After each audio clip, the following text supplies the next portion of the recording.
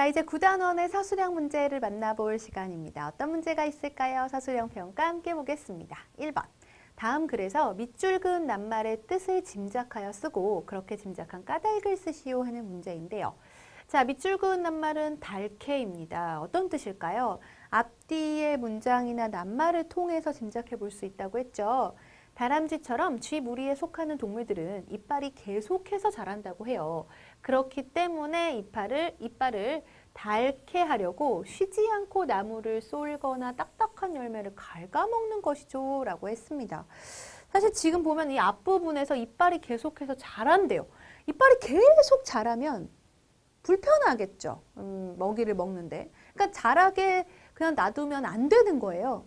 그렇다면 닳게 하려고 쉬지 않고 나무를 쏠거나 딱딱한 열매를 갉아먹는다는 또 이 뒷부분의 내용을 통해서 나무를 쏠고 딱딱한 열매를 갉아먹는 동안에 이가 점점 그러니까 길어지는 것을 줄일 수 있는 거죠.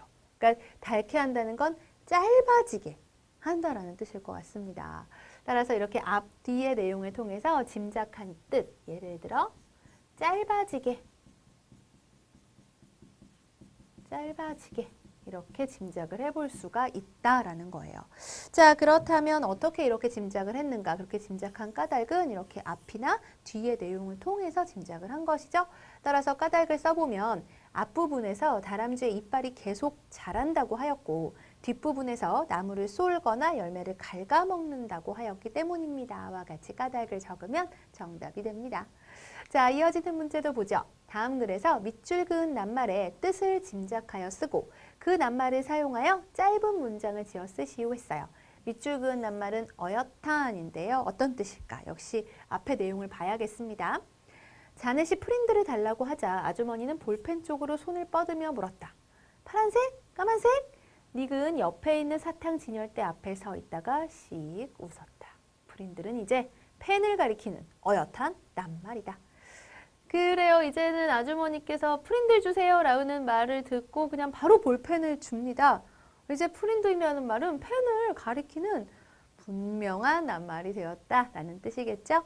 또는 확실한 낱말이 되었다라는 뜻이겠죠.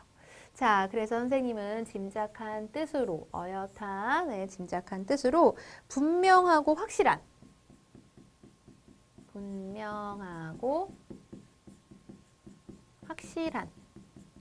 이렇게 뜻을 짐작해 봤습니다. 자, 그렇다면 분명하고 확실한이라는 뜻을 갖는 어엿한을 사용해서 알맞게 짧은 문장을 지어주시면 되겠죠. 다양한 답이 나올 수 있겠죠? 예를 들어서 나는 이제 어엿한 형이 되었습니다 라고 하면 분명한, 확실한 형이 되었습니다 라는 뜻이니까 어엿한을 사용해서 짧은 문장 알맞게 지은 것이 됩니다. 자, 앞의 내용을 통해서 어엿한의 뜻을 짐작해보고 이 뜻에 알맞게 짧은 문장을 지으면 정답이 됩니다. 자, 이어지는 문제도 볼게요. 다음 글을 읽고 뒷부분에 이어질 내용을 짐작하여 쓰시오 그랬어요. 자, 앞부분의 내용을 통해서 단서를 생각을 해서 이제 뒤에 어떤 내용이 이어질지 생각해 봐야 하는데요. 보죠. 반딧불이가 흔히 부르는 이름이고 개똥벌레는 경기도 지역에서 반딧불이를 일컫는 또 다른 이름이에요. 그런데 반딧불이에게 왜 개똥이라는 단어가 붙었을까요? 질문을 했어요. 그럼 이 질문에 대한 답이 나와야겠죠. 그러니까 반딧불이에게 왜 개똥이라는 단어가 붙었는지가 나와야 될 것 같습니다. 우리나라 말에서 개똥이 들어가는 말은 보잘것없고 천한 것을 뜻합니다. 개똥참외라고 하면 저절로 자라는 흔한 참외를 말하죠.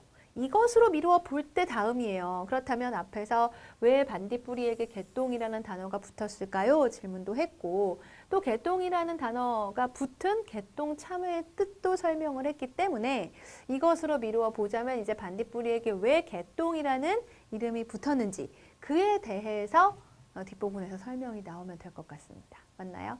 자, 그래서 답을 적어보면 옛날에는 반딧불이가 너무 많아 흔하게 볼 수 있었을 것입니다와 같이 개똥이라는 단어가 붙은 까닭을 이어질 내용으로 짐작해서 적으면 정답이 돼요. 자, 이어지는 문제도 볼게요. 4번입니다. 다음 글을 읽고 영국 왕립 아시아 학회에서 보낸 편지를 받은 석주명의 마음을 짐작하여 쓰시오 하는 문제인데요. 자, 영국 왕립 아시아 학회에서 석주명 선생님께 조선에 있는 모든 나비를 연구하여 책으로 써주십시오 합니다. 석주명 선생님은 원래 나비 연구를 정말 열심히 하는 분인데 그것을 어떻게 알았는지 영국 왕립 아시아학회에서 이렇게 해달라고 했어요. 자, 이 편지를 받은 석주명이 어떤 행동을 했는지를 살펴보면 그 마음을 짐작해 볼 수가 있죠. 석주명은 책을 쓰기로 했습니다. 그는 이 책을 쓰려고 나비를 수만 마리나 모으며 온갖 정성을 쏟았습니다. 그리고 일본 학자들이 우리나라 나비에 대해 잘못 쓴 부분들을 찾아내 바로잡았습니다. 이렇게 하여 석주명은 우리나라에 사는 나비에 대한 책을 완성해 영국 왕립 도서관으로 보냈습니다.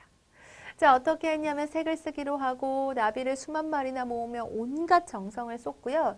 또 일본 학자들이 잘못 쓴 부분들을 찾아내서 바로잡을 정도로 최선을 다해 노력해서 책을 완성하죠. 그랬다면 어떤 마음이었을까? 짐작해보면 영국 왕립 아시아 학회에서 책을 써달라는 편지를 받았을 때 석주명은 뿌듯하고 자랑스러웠을 것 같다.